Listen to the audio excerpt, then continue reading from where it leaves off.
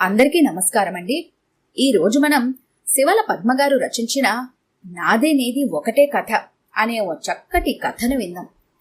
ఇక కథలోకి వెళ్దాం. ఉదయాన్నే లేచి స్నానం పూజ ముగించుకొని తనకి భర్తకి కాఫీ కలిపి ఆ కాఫీ గ్లాస్ పట్టుకొని ఫోన్ పక్కకు చేరింది వాసవి. ఆ రోజు ఆమె నడుపుతున్న స్కూల్లో యాన్యువల్ ఫంక్షన్ ఉంది. నిన్నటి వరకు చాలా ఏర్పాట్లు ముగిసినా ఈ రోజు టెన్షన్ ఈ రోజుదే. ఒక్కొక్కరు ఒక్కో పని తీసుకుని చేసినా ప్రతి ఒక్క పని ఎలా జరుగుతుందో స్వయంగా పర్యవేక్షించకపోతే ఆవిడికి తోచదు. దాని వలన ఎంత మానసిక ఒత్తిడి కలిగినా ఏళ్ల తరబడి వస్తున్న ఆ అలవాటు మాత్రం పోదు. అప్పటికీ సతీష్ చంద్ర భార్యని హెచ్చరిస్తూనే ఉంటాడు. టీం తయారు చేసుకో, పనులు అప్పగించు, ప్రతి చిన్న పనిలోనూ నువ్వు జోక్యం చేసుకోవాలని ప్రయత్నించుకో, అందువల్ల నువ్వే సమయం నష్టపోతావు అని. ఆ సమయానికి నిజమే అనిపించినా బాధ్యత వేరొకరికి అప్పగించి నిశ్చింతగా ఉండే తత్వం కాదు ఆవిడిది. కొన్ని మనస్తత్వాలు అంతే. ఎంతవరకు వచ్చాయి మీ ఫంక్షన్ ఏర్పాట్లు అని అడిగాడు సతీష్ చంద్ర. అన్నీ బాగానే జరిగాయి. ఫైనల్ గా ఓ మారు చెక్ చేసుకోవడమే మిగిలింది. యాంత్రికంగా భర్తకి సమాధానం చెప్పినా ఆమె మనసు అక్కడ లేదు. 3 ఏళ్ల క్రితం ఉన్న దేశాన్ని కన్నవారిని విడిచి విదేశాలకు వెళ్లి అక్కడే స్థిరపడి కొడుకు హరీష్ దగ్గర ఉంది. ఈ రోజు హరీష్ పుట్టినరోజు. మనసెందుకనో లాగుతోంది. ఒక్కసారి వాణ్ణి చూడాలని. ఎంత కంట్రోల్ చేసుకున్నా చాలా తపనగా ఉంది. ఒక్కోసారి తనకే అర్థం కాదు, ఎందుకో కానీ చాలా గాఢంగా కలుగుతుంది వాణ్ణి చూడాలనే కోరిక.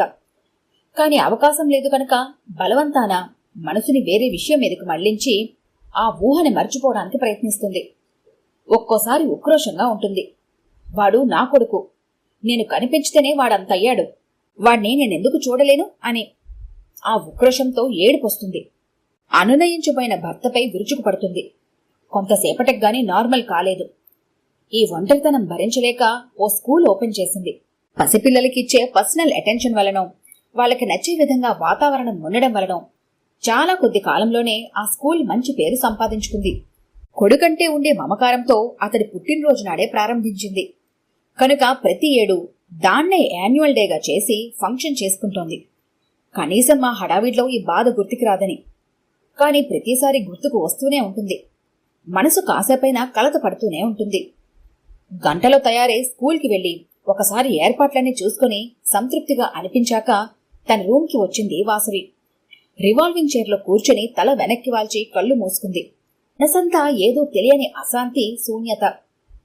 ఏదో ఫోన్ కాల్ చేద్దామని కళ్ళు తెరిచిన వాసవి ఎదురుగా కిటికీ అవతల పూల మొక్కల మధ్య ఒంటరిగా కూర్చున్న జయంత్ని చూసి చకితురాలైంది. జయంత్ ఆమె ఫ్రెండ్ పూర్ణ మనవడు. వీడిలా ఒంటరిగా ఇక్కడెందుకు కూర్చున్నాడు? వాసవి లేచి కిటికీ దగ్గరికి వెళ్లి వాడిని లోపలికి పిలిచింది. ప్రిన్సిపల్ గానే కాక బామ్మగా కూడా పరిచయం ఉండటంతో జయంత్ కి వాసవి దగ్గర చనువుంది. ఏరా నాన్నా, అక్కడ ఒంటరిగా ఎందుకు కూర్చున్నావు? పరీక్షగా వాడి వంక చూస్తూ అడిగింది. కొద్ది క్షణాలు వాడి సమాధానం ఏమీ చెప్పలేదు. వాసవి మళ్లీ రెట్టించింది. అక్కడికి అందరి మమ్మీ డాడీలే వచ్చి కూర్చుంటారు. మరి నా మమ్మీ డాడీ ఇక్కడ లేరుగా, అందుకే నాకక్కడికి వెళ్లాలనిపించలేదు నెమ్మదిగా చెప్పాడు. వాసవిలో ఎవరో గుండెల్లో గుణపం గుచ్చినంత బాధ కలిగింది.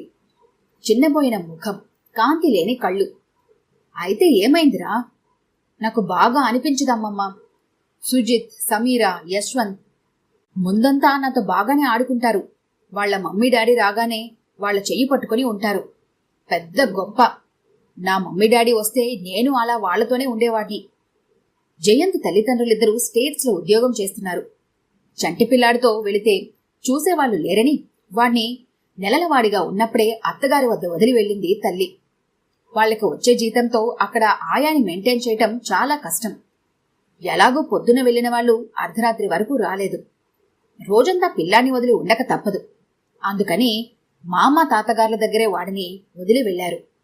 వారికి అక్కడ స్థిరపడే ఉద్యోగం లేకపోయినా వెళ్లి 6 ఏళ్లవుతోంది. మొదట 2 ఏళ్లు రెగ్యులర్ గా వచ్చినా తరువాత ఆ చిన్న విజిట్ కోసం అంత డబ్బు ఖర్చు చేయటం ఇష్టం లేక తగ్గించేశారు. వీళ్లంతా వాళ్ల బర్త్డేలు మమ్మీ డాడీ పక్కన నించొని కేక్ కట్ చేస్తారు. నా బర్త్డే కూడా నేను బామ్మ తాతయ్యతోనే చేసుకోవాలి. నాకెంత అనిపిస్తుందో తెలుసా మామ? బర్త్డే పొద్దున్నే మమ్మీ వచ్చి మంచి ముద్దు పెట్టి గుడ్ మార్నింగ్ చెప్పి లేపుతుందని. రాజు వాళ్ల మమ్మీ వాడి బర్త్డే వస్తే 1 వీక్ షాపింగ్ చేస్తుంది. నాకేమో మామ కొత్త బట్టలు కొని వేస్తుందంతే. మమ్మీ డాడీ లేకుండా నాకు కేక్ కట్ చేయాలి అనిపించదు. ఎందుకు మా అమ్మ ఇలాగా? మమ్మీకి నేను నచ్చనా? దిగులుగా అడుగుతున్న వాడిని చూస్తే హృదయం ద్రవించింది వాసవికి. అదేం కాదు జయన్. మమ్మీకి నీకన్నా నచ్చిన వాళ్ళు ఎవరుంటారు? అక్కడ కష్టపడి ఆఫీస్కి వెళ్ళి చాలా పనిచేసి బోలెడు డబ్బులు తెచ్చి నీకివ్వాలనే కదా. నువ్వేదడిగితే అది కొనివ్వాలనే కదా. నిజమే మామ్మ, కాని మమ్మీ నా దగ్గరుంటే చాలు అని చెప్తున్నాను కదా. ఉట్టి నా బొమ్మల కోసమే మమ్మీ అంత దూరం వెళితే నిజంగా నాకు ఆ బొమ్మలొద్దు మా అమ్మ. గాడ్ ప్రామిస్, నేను బొమ్మలు అడగను. అప్పుడైనా మమ్మీ వస్తుందా? ఆశగా అడిగాడు. వాడి ముఖం చూస్తుంటే ఆ రోజెందుకో కన్నీళ్లు నిగ్రహించుకోలేకపోయింది వాసవి. మామా, నా ఫ్రెండ్స్ అంతా నన్ను ఎక్కిరిస్తున్నారు. మొన్నైతే రోహిత్ ఏమన్నాడో తెలుసా? నిజంగా మీ మమ్మీ ఉందా లేక చచ్చిపోయిందా అన్నాడు. వాణ్ణి చితక్కొట్టానని టీచర్ నన్ను క్లాస్ నుంచి సస్పెండ్ చేసింది కూడా. స్కూల్ డేకి ఉండరు, బర్త్డేకి ఉండరు, దీపావళికి ఉండరు. నాకు ఏ ఫెస్టివల్ కూడా నచ్చట్లేదు మా అమ్మ. వాళ్ళు నాకు చాలా గుర్తొస్తారు. మా అమ్మ తాతయ్య ఉన్నా కూడా వాళ్ళు లేకపోతే నాకు బాగుండదు మామ. I love them, I miss them. Vasavi గుండెల్లో తలదాచుకుని బోరున ఏడ్చేశాడు. వాసవి కళ్ళ నుంచి జలజల కన్నీరు కారి వాడి తలను తడిపింది. కొద్ది రోజులు పోతే నువ్వు కూడా వెళ్ళొచ్చు నానా, ఇంకొంచెం రోజులే అంతే వృద్ధ స్వరంతో చెప్పింది. చప్పున దూరం జరిగి తల అడ్డంగా ఊపాడు. నేను వెళ్ళను మా అమ్మ. నేను కూడా వెళ్ళిపోతే మామని తాతయ్యని ఎవరు చూసుకుంటారు? అసలే నేను లేకపోతే తాతయ్య నిద్రపోడు. నేను స్కూల్ నుంచి వచ్చి మందు వేయకపోతే మా అమ్మ మందులు వేసుకోదు. నేను వాళ్ళని విడిచి ఎప్పటికీ వెళ్ళను. నేను కావాలనుకుంటే మమ్మీయే వస్తుంది, అక్కర్లేదనుకుంటే. వాక్యం పూర్తి చేయడానికి ఇష్టం లేనివాడిలా ఆగిపోయాడు. మామా, అసలు మనం మన కంట్రీలో ఉండకుండా వేరే చోటికి, వేరే కంట్రీకి ఎందుకు వెళ్ళాలి మామా? నన్నిక్కడ వదిలేసి వెళ్ళిపోవాలని మమ్మీకి ఎందుకు అనిపించింది? నాకు నచ్చదని నేను ఏడుస్తానని వాళ్ళకి తెలియదా? వాడి ప్రశ్న మనసు లోతులను, మమతాను బంధాలని తాకి గుచ్చుకుంటుంటే బాధగా కళ్ళు మూసుకుంది వాసవి. ఏం చెప్పండ్రా? నీ కథకు నా కథకు తేడా ఏముందని? నిన్ను కన్నవాళ్లు నిన్ను వదిలింది, నేను కన్నవాళ్లు నన్ను వదిలింది. మమకారాలను కూడా కాదనుకున్నది, సంబంధాలను కాలదనుకున్నది. అన్నీ కూడా ఆ 4 డబ్బుల కోసమే. నీలాగే ఎన్నో రాత్రులు తప్పించి నేను ఏడ్చాను. నీలాగే ఒక్కసారి చూడాలని, ఒక్క మాట వారి నోట వినాలని అల్లల్లాడిపోయాను. తేడా అంతా ఒకటే. నువ్వు కోరుకున్నది పొందడానికి నీకు ముందు ముందు జీవితం ఉంది.